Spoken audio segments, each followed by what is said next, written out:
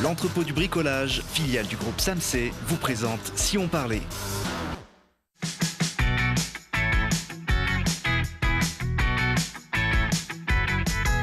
Ouais, parce que c'est important de regarder aussi ce qui se passe près de chez nous. Télé Grenoble vous donne la parole tous les jours, du lundi au vendredi. Et aujourd'hui, avec nos invités, on va parler des sciences qui font la fête toute la semaine, du goût et de la gourmandise qui sont également de sortie, et d'un film qui nous plonge dans la vie simple d'antan. Et pour parler de ces sujets, je reçois Isabelle Ambrenia, journaliste, éditrice d'À table, un guide des restaurants de notre agglomération. Bonjour Isabelle. Bonjour Thibault. C'est à peu près l'heure de se mettre à table quand on regarde Si on parlait, donc ça tombe bien. En face de vous, Sophie Loridon, réalisatrice du film Lucie, après moi le déluge. Bonjour Sophie. Bonjour Thibault. Sophie qui est aussi une ancienne de Télé Grenoble, donc elle connaît bien cette petite maison. Et puis troisième invité, Kissia Ravanel. Bonjour.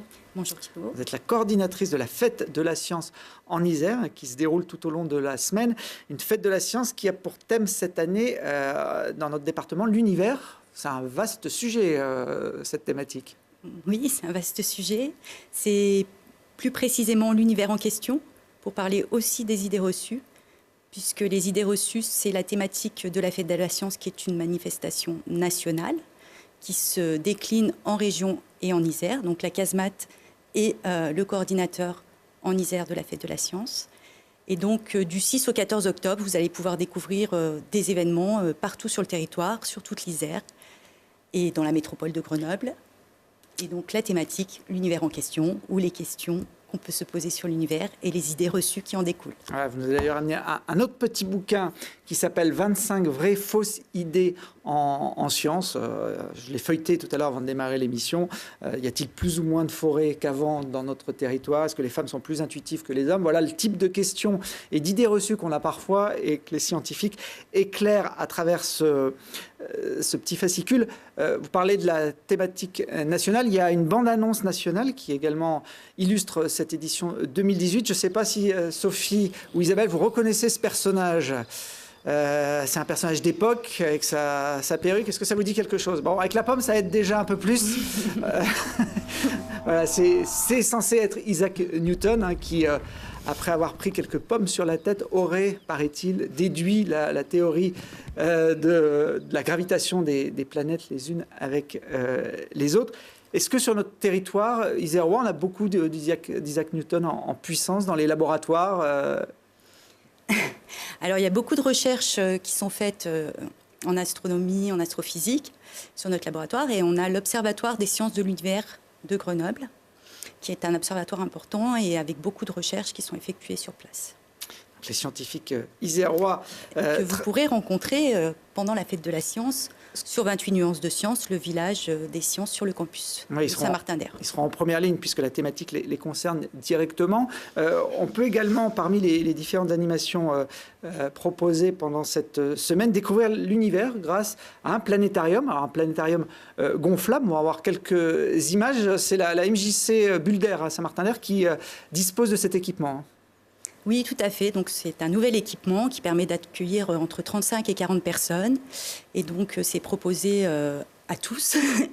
Et donc, eux, ils ont des animations. À Saint-Martin-d'Hers, ils font une fête de la science sur un mois. Avec notamment, ils terminent pendant les vacances scolaires au mois d'octobre. Et donc, ça s'adresse à tous. Il y a des séances de planétarium. Il y a une exposition de la Terre à l'univers, je ne sais plus, enfin autour de la Terre et des sciences de l'univers, et puis de nombreuses animations sur tout le mois. Donc je vous encourage à aller découvrir tout ce qui se passe à la MJC Bulle d'Air. Donc, la séance planétarium, comme on vient de la voir, il y en aura une notamment ce samedi 13 octobre à 10h et une autre à 11h. On peut tenir à quelques-uns sous ce dôme qui fait 3,50 m de haut. Autre temps fort de cette semaine, toujours ce week-end, avec des villages des sciences qui seront répartis à différents endroits sur l'agglomération. Oui, donc il y a 3 villages des sciences sur les 3 campus universitaires. Donc le campus de Saint-Martin-d'Hers, dont on a parlé, sur le campus Giant, donc sur la presqu'île scientifique. Sur la presqu'île scientifique par Louis Néel. Et puis sur le campus CNRS, là où a eu lieu l'inauguration de la fête de la science vendredi dernier. Ces villages des sciences, ils s'adressent à qui Alors, ces villages des sciences, ils sont pour tous. Le jeudi et le vendredi, les visites sont réservées aux scolaires. Et puis le samedi, c'est pour tous les publics, des plus petits aux plus grands.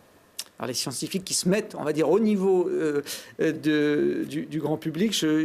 En vrac, j'ai vu qu'on pourrait, par exemple, en apprendre un peu plus sur la lévitation. Il y aura évidemment des ateliers autour des robots. On pourra observer les aurores boréales également. Oui, tout à fait.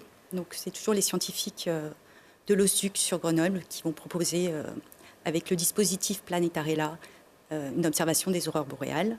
J'en profite pour signaler une exposition à Grenoble qui s'appelle Soleil-Lapon, à la Galerie Lavina, et qui est une exposition photographique sur ce qu'on peut voir en Norvège.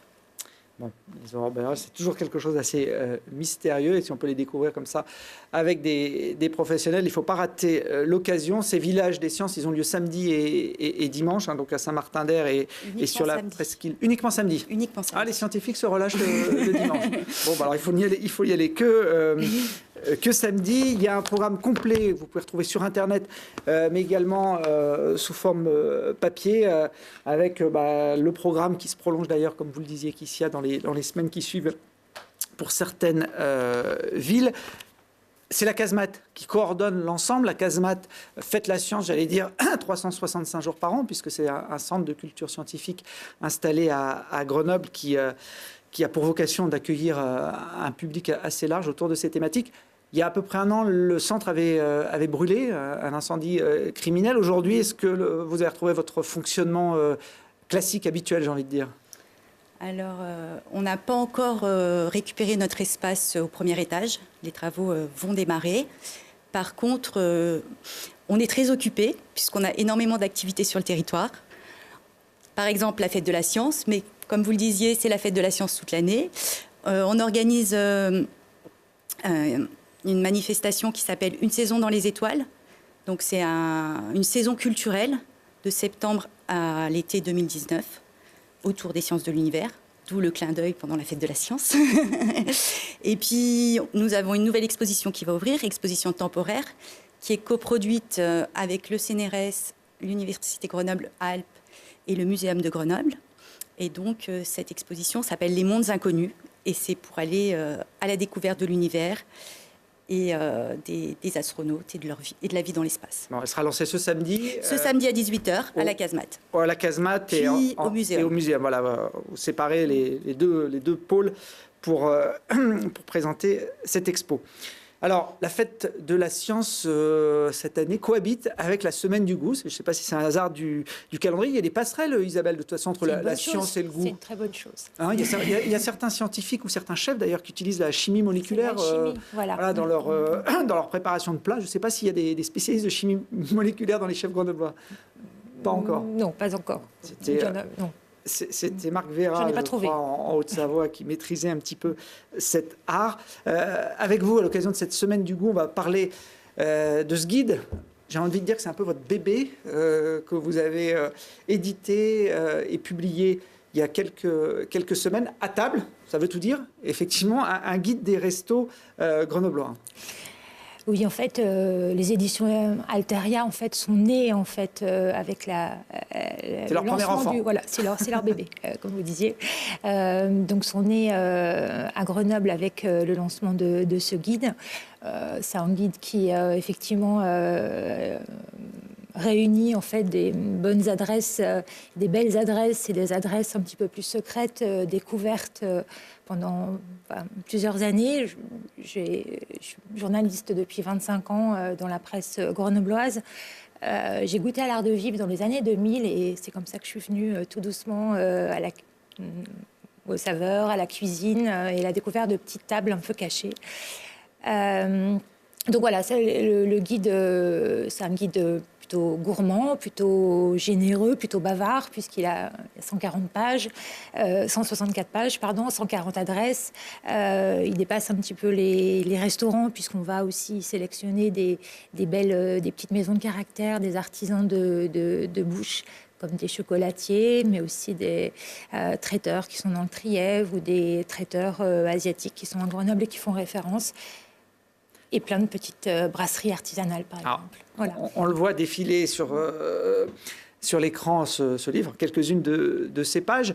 Vous les avez toutes testées, vous, personnellement, ces 140 adresses? Alors, c'est un bon boulot, hein. Oui, il y a pire. Pas mauvais travail, voilà. Alors, c'est pour ça qu'il a mis tant de temps, d'ailleurs, à sortir.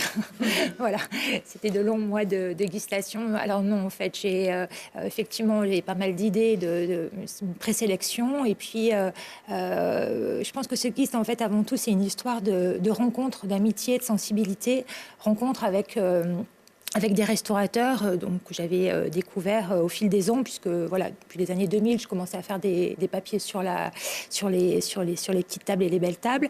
Et puis rencontre avec, c'est important, avec Martine Ducor, qui éditait en fait un guide qui s'appelait Grenoble Restaurant, tout court. J'ai racheté en fait ce nom commercial en fait il y a 2 ans parce qu'elle souhaitait arrêter. Et puis il y a eu une autre rencontre qui était la rencontre avec Sébastien Bouvier, qui est graphiste. En fait, on a tout chamboulé, quoi, en fait. Voilà, on a créé un guide à notre sauce, on va dire. Et puis, la mayonnaise a pris parce que je chemine dans la presse avec des amis, des journalistes qui sont devenus des amis, des amitiés, des jolies amitiés professionnelles, comme Jean Serrois, comme Marie Mazot, comme Emmanuel Cogny et Nathalie Ruffier. Et puis tout un petit réseau de photographes pros. Donc voilà, tout le monde a partagé, nourri en fait son guide avec son style, ses envies. Donc j'en ai goûté beaucoup, mais pas toutes. Ils ont bon appétit et c'est vrai qu'il fallait beaucoup de fourchettes pour remplir entre guillemets ce guide, mais qui n'est pas assez. Enfin, c'est vrai que le mot guide est un petit peu galvaudé. Souvent, quand on utilise le mot guide, c'est souvent exhaustif. C'est comme un annuaire en fait. Là, c'est plus des coups de cœur. Voilà, ce sont des coups de cœur uniquement. C'est pas du tout exhaustif. C'est un numéro 1, même s'il prolonge en fait la vie d'un guide qui existait, qui s'appelait Grenoble Restaurant, mais comme il a une ligne éditoriale complètement différente, parce que je viens de la presse magazine et que du coup j'ai un regard et je suis pas critique gastronomique, je suis journaliste avant tout et l'idée c'était de comprendre la cuisine, de pousser une porte, d'avoir un coup de cœur. Quand le cœur était là, d'aller comprendre, d'aller interviewer le chef et d'aller lui demander, en nourrissant en fait les reportages, les chroniques en fait de petits hors-textes avec des choses un peu sympas que moi j'aurais aimé dire qui sortent de l'ordinaire, de ce qu'on trouve habituellement dans un par guide. Exemple, vous êtes venu avec des petits instruments. Vous demandez pratiquement à tous les chefs leur objet un peu fétiche. Voilà, donc ça c'est le limonadier de, je sais pas comment le limonadier de Christophe Martin, restaurant L'Auguste qui a ouvert il y a 1 an en fait dans le quartier Championnet. Donc pourquoi le limonadier? Christophe nous explique pourquoi. Page troisième rubrique du guide dans les gourmands par tous les temps. C'est un amoureux du vin, bien sûr. C'est un excellent patron et un amoureux du vin. Et il a des pépites dans sa cave. Et puis, ceci est une Maryse. C'est Charlotte Bellac, qui est maître restaurateur, pas très loin de chez Christophe Martin, qui a un restaurant qui s'appelle Chez Nous. Et c'est un petit resto éco-responsable, en fait, qui est très locavore. Et la Maryse, pourquoi? Parce qu'elle me disait que, c'est l'instrument anti-gaspi par excellence, en fait. On racle, voilà, il reste pas de miettes. Donc voilà, c'est juste des exemples, en fait, parce que il y a le papier de présentation où pas vraiment, on raconte pas les plats les uns après les autres, on raconte l'histoire aussi de qui est derrière. Et puis si on veut rentrer dans l'univers du chef, on a ces infos qui sont, par exemple, son mentor, un livre culte, un ustensile de prédilection et comme ce qu'on vient de présenter. Et c'est aussi pour le lecteur des infos en tant que tel, en fait. C'est-à-dire que, je sais pas, je vais me faire un cadeau je veux mieux connaître le restaurant, ou je veux mieux... C'est important de bien connaître l'environnement dans lequel on va peut-être amener sa petite amie ou ses enfants ou son patron, puisque vous classez aussi les différents restaurants grenoblois sous ces catégories. On peut y aller en couple, table d'affaires, etc. Vous avez codifié tout ça. On voit quelques images à des coulisses des restaurants grenoblois. On mange bien dans notre ville en toute On mange très très bien. Oui, on mange très très bien. Et l'idée de ce guide, c'était de montrer aussi qu'il y en a pour tous les goûts et tous les styles. Je suis quand même quelqu'un d'assez éclectique, en fait. Voilà, j'avais envie que tout le monde s'y retrouve. Je sais pas, un style de resto, mais plusieurs. On a envie d'un resto selon le moment. Du coup, on va dans un restaurant. Ça dépend avec qui on y va, en fait, à quel moment on y va. Un week-end, un soir de semaine, un midi vite fait entre collègues. Et du coup, voilà, on ne s'oriente pas vers les mêmes restaurants. Donc, c'est pour ça qu'il y a un choix, il me semble, assez large. Avec le côté pratique, effectivement, qui ressort bien dans le guide. Vous parliez de ces petites infos sur les chefs. Il y en a certains sur l'agglomération grenobloise qui n'hésitent pas d'ailleurs à ouvrir les portes de leur cuisine pour qu'on vienne manger au pied de la préparation des repas. On voit quelques images de la Corne d'Or à Coran, qui s'est spécialisée depuis quelques mois là-dedans. Là, c'est vraiment très intimiste. Alors voilà, là on est en fait à quelques mètres, voire centimètres en fait du pass. C'est un concept en fait qui a été mis en place par Guest of Chef qui sont des Grenoblois. C'est Nicolas Letarnaud en fait qui a créé avec un ami en fait ce concept de on mange dans la cuisine à côté du chef, c'est-à-dire qu'en fait, il voulait sortir la gastronomie du côté un peu protocolaire, en fait, qui pouvait être aussi un peu rédhibitoire par rapport pour certaines personnes, de dîner ou de déjeuner, en fait, voilà, à côté du piano, en fait, permet un rapport direct en fait avec le chef, de mieux comprendre la cuisine, d'avoir d'autres émotions et de libérer peut-être un peu de se libérer de ce protocole. Voilà, c'est la seule table en fait dans l'Isère dans l'agglomération qui est partenaire de Guest of Chef, et Éric Jambon dans le magnifique domaine des Séquoias dans le Nord Isère et même le pratique également et le parrain en fait de ce joli concept. Voilà. En tout cas, il y a plein de choses à découvrir là-dedans. J'ai découvert, par exemple, qu'il y avait la grosse pouffe au 5. Il a fallu que je relise à 2 fois, mais c'est bien ça. C'est bien ça. Oui, c'est pas trompé, il n'y a pas de coquille. Donc voilà, si vous voulez savoir ce que c'est que la grosse pouffe, je vous invite à vous plonger dans le livre édité par Isabelle. Cuisine du monde aussi, il y a un chapitre consacré aux cuisines un peu plus exotiques à Grenoble. On peut manger des mets venant des 5 continents dans l'agglomération ? Oui, et c'est vrai que c'est une ville qui est très cosmopolite. Donc voilà, la cuisine du monde et la rubrique lui allait bien. Elle mériterait même d'être encore plus large et abondante. Encore une fois, c'est une première sélection et il y a vraiment des découvertes et des pépites comme la cuisine coréenne chez Séoul où on déjeune avec des baguettes plates. Je n'ai pas pu vous en amener, désolée. Voilà. Mais on peut aussi utiliser une fourchette si c'est compliqué. Il y a des barbecues coréens en fait. Ils utilisent aussi beaucoup une méthode de conservation des légumes qui s'appelle le kimchi en fait. C'est du chou fermenté et qui accompagne en fait de la viande grillée, etc. Et on a aussi une très très jolie adresse qui s'appelle le Katmandou, qui est rue Condorcet. C'est de la cuisine népalaise et tibétaine et végétarienne par excellence parce que la viande n'est assez rare. Et qui est très très goûteuse et qui est très différente de la cuisine indienne. Donc voilà, belles adresses indiennes aussi à Grenoble. Donc voilà, il y a des petites pousses un peu partout et tout le temps. Ça se renouvelle. Comme c'est la semaine du goût, vous êtes venu en plus de vos guides avec un petit plateau de produits que vous avez récupérés juste avant de venir dans différentes boutiques de Grenoble. On le voit là à l'image. Alors qu'est-ce qu'il y a sur ce plateau ?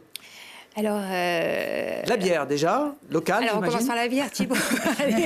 Allez, on évacue la bière tout de suite. Tout de suite, allez, petite mousse. Alors, donc c'est la bière à la brasserie Irvois, qui est un des. Alors, pourquoi la bière ? Parce qu'en fait, ce guide, en fait, c'est à la fois un guide, un livre, un magazine, voilà. Il n'y a pas que des restos. Voilà, il n'y a pas que des restos. Il y a une grosse rubrique qui s'appelle Ils ont du goût avec des artisans de bouche. Il y a une grosse partie dossier avec où manger, par exemple, les meilleures salades César ou quelles sont les meilleures bières. Les meilleurs spots apéro. Donc voilà, je vais aller un petit peu repiocher dans les dossiers qu'on a développés pour extraire en fait cette bière qui est donc sur le plateau, qui est une bière de la brasserie Irvois grenobloise. Ce sont des micro-brasseries en fait, donc qui font des bières artisanales. Et cette bière a la particularité d'être une American Pale Ale avec du houblon américain. Voilà. J'ai vu un sandwich aussi un peu particulier. Il est magnifique celui-ci. C'est un sandwich escargot que Stéphanie Ascamp, qui est boulangère, du pain sur la planche Courberia nous régale. C'est une super gamme snacking. Donc voilà. L'escargot, c'est la forme, c'est pas le contenu. Il est entièrement végétarien. Enfin, fallait oser. Fallait avoir l'idée. Et la petite brioche à côté de pain. Ça doit être c'est le pain de la Talmellerie, c'est son pain, le pain de François Bazès, le pain du mois, qui est extrêmement savoureux et onctueux, puisqu'il est gourmand, qui est à base de crème de marron, de noix du Dauphiné et de noisettes. Voilà. Bon, ça donne envie. Avec une petite lichette de, vous allez le dire juste après. Il y a des épices aussi, il y a de la confiture de rose, non? Alors, il y a du confit de rose. C'est un exercice compliqué pour Isabelle, parce qu'elle a ça dans le dos, mais... J'essaye de visualiser, là. Du confit de rose, d'un artisan confiturier dans le Trièves, des épices Wurm. Alors elles sont magnifiques parce qu'il faut les sentir, il faut les utiliser. Elles commencent à gagner l'étape gastronomique. C'est Isabelle Léger, qui a l'épicerie Locavor à Grenoble, qui les a mis au point grâce à des cueillettes très particulières dans les Alpes. Et le pain du mois, la Talmellerie, donc très gourmand. Et le parmesan, puisque je crois que vous avez regardé les salades César dans le dossier. Et je ne pouvais pas ne pas vous amener des... C'est une des faiblesses d'Isabelle. Elle aime la salade César et elle les a toutes testées à Grenoble, avec ce gros morceau de parmesan qu'on voit sur la table. Merci. Je pense qu'on a ouvert l'appétit à pas mal de téléspectateurs, j'espère. En tout cas, Sophie, est-ce que Lucie faisait bien la cuisine ? Non, elle cuisinait pas du tout. C'était sa grande sœur qui cuisinait, désolée. Bon, voilà, tant pis pour ma transition. On va peut-être quand même expliquer à nos téléspectateurs et puis à Isabelle et Kissia qui était Lucie. Lucie, c'était une paysanne ardéchoise du haut plateau ardéchois, vers Saint-Agrève, qui habitait à Saint-Georges-d'Andorre, qui est une cousine très éloignée à moi, mais très proche aussi, puisque je la visite depuis que je suis toute petite en Ardèche. Voilà, c'est cette dame là qu'on voit sur ces images, qui est restée, j'allais dire, au siècle passé, qui a passé sa vie à travailler. À travailler déjà, mais un petit peu coupée du monde quand même. Elle est restée toute sa vie dans son village. Effectivement, elle était décalée parce qu'elle restait chez elle et elle n'a pas beaucoup voyagé. Mais elle n'était pas tant coupée du monde puisqu'elle avait beaucoup de visites et beaucoup de gens l'aimaient, donc elle allait la voir. C'était un sacré personnage en fait. Donc elle restait dans son temps et c'est pour ça qu'en fait j'ai toujours voulu la filmer depuis mon plus jeune âge.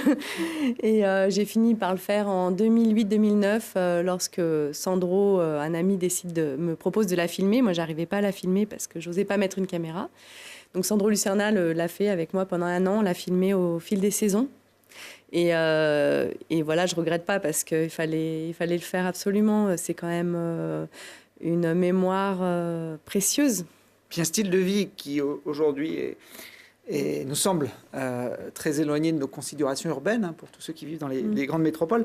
Mais ça fait du bien aussi de se replonger dans cette époque. On va regarder un petit extrait du film que vous consacrez donc à cette Lucie.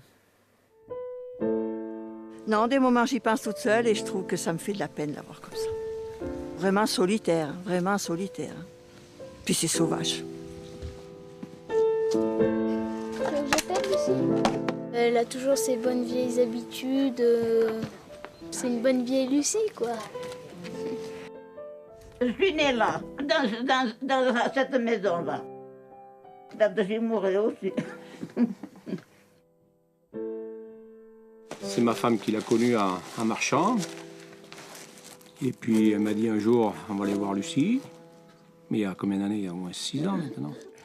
Puis on est venu la voir et puis on a commencé à lui faire des courses. Puis on apprend à vivre avec les grands-parents aussi. C'est bien aussi les générations, enfin, les petits qui sont mélangés avec les vieux, tout le monde. Il y a plein de choses à apprendre. Voilà, une vie à l'ancienne, le temps semble figé. On est loin du nouveau monde qu'on nous vend en ce moment. J'imagine qu'elle n'était pas très connectée, Lucie. Ah non, pas du tout. Elle avait quand même une télévision. Elle regardait la messe ou le culte le dimanche, mais juste pour ça, en fait, elle avait une télé et puis voilà, ça faisait une petite présence. Mais non, quand elle regardait le téléphone, elle nous regardait bizarrement. Voilà, c'est quand même, les images datent de 2010, c'est pas si vieux, mais En fait, ça aurait pu être en 1970, ça aurait été, Oui, ça aurait été les pareil. mêmes images. Vous avez mis du temps à faire ce film. Malheureusement, Lucie est décédée entre-temps, après avoir Oui, elle avait déjà 93 ans lors du tournage. Elle est décédée 1 an après le tournage. Ouais. Et puis, la maison était plus ou moins normale, quoi. Elle n'a pas été réhabitée tout de suite, donc elle a été un peu laissée à l'abandon. Et puis, elle a été réhabitée l'année dernière à temps plein. Et du coup, la rencontre avec les nouveaux propriétaires m'a donné envie de me replonger dans les images et de leur présenter Lucie, en fait. Et ouais, ça m'a démangé de ressortir ces images, les conserver depuis 10 ans, de disque dur en disque dur pour être sûre de ne pas les perdre. Et heureusement, je ne les ai pas perdues.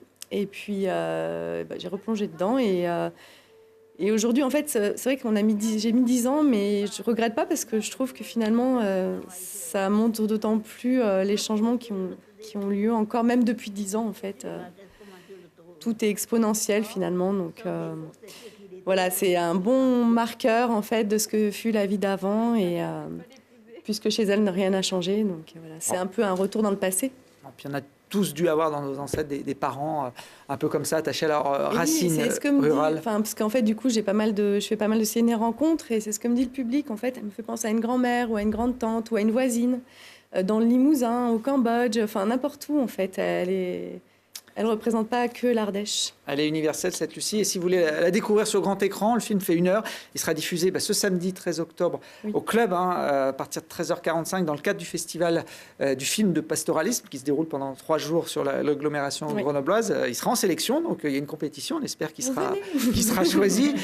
Donc samedi, en début d'après-midi au Club. Et puis il y aura d'autres projections en Isère le dimanche 4 novembre à 15h et 17h30 à Domaine. À l'Escapade. À l'Escapade. Et puis dimanche 25 novembre à Saint-Égrève.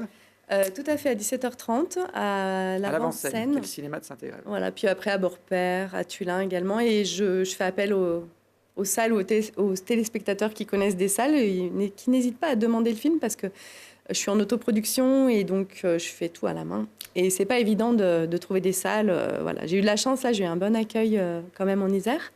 Mais je cherche quand même des salles, j'aimerais bien le diffuser plus largement.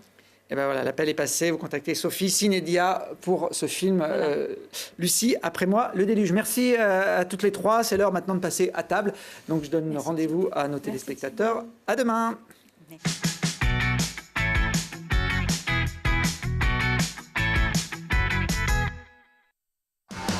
L'entrepôt du bricolage, filiale du groupe Samsé, vous a présenté Si on parlait.